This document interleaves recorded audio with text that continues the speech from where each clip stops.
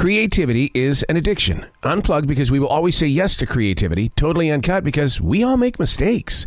So turn it into a tool. This is Arroe Unplugged. I don't remember my parents being the type of people that stood with open arms by way of teaching tomorrow's decision makers. For instance, like I am an instructor. I love to help lead people. And I really don't remember my parents being that type of person. Now, Mom loved to keep her views next to her heart, and Dad was all about one way, his way. But to share it with others like them moving through their early years of a career, I really don't recall witnessing something like this, that moment of sharing. Now, that doesn't mean that they weren't loving, because, oh my God, yes, they were. They were full of that emotion, especially with their grandchildren. Yet, will the grandchildren be available as much as Mom and Dad were during their early years, opening their home to one and all? Does that get passed down as a family tradition, or is a loving, caring heart what we feel in the moment? What has to happen for any person to be in a place of sharing? Were my parents just being their generation in an age where caring about the community was giving the dude on the corner a buck? Hey, it's Arroe. This is The Daily Mess, a chronological walk through an everyday world. I am a daily writer, and things like this really do fill up my heart. I want to know how people get into that mindset of being sharers. They share things. They give things away. What has to happen for that to happen?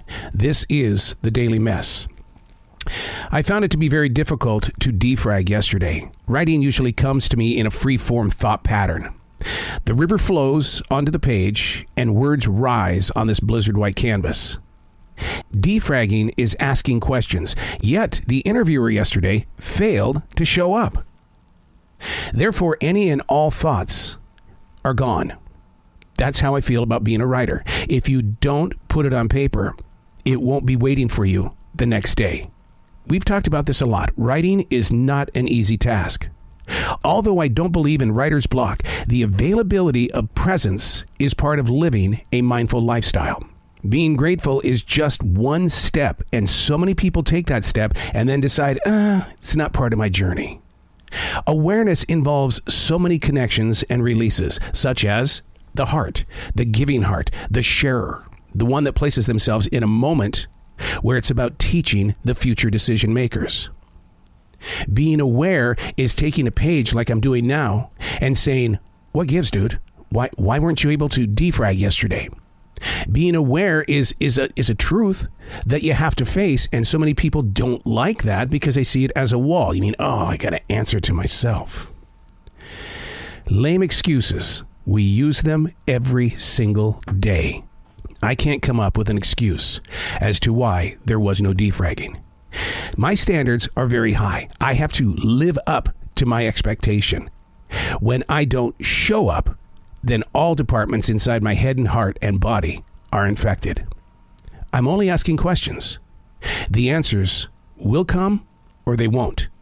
And when they won't, we're going to talk about it. That's what defragging is. And that's one of the reasons why I wrote about my parents. I don't remember many parents being the type of people that stood with open arms by way of teaching tomorrow's decision makers. They were loving to their family, but I didn't see them give outside the four walls of the home. How is it passed down? How did I become an instructor, a leader? If I wasn't receiving it outside the home from them or seeing it to be inspired or motivated by, how did it happen? That's why I like to write. And when it doesn't happen, like yesterday with the Defrag Journal, now you're asking the question, are you being your parents? Because you didn't share today. You didn't share. I'm Arroe, and that's The Daily Mess.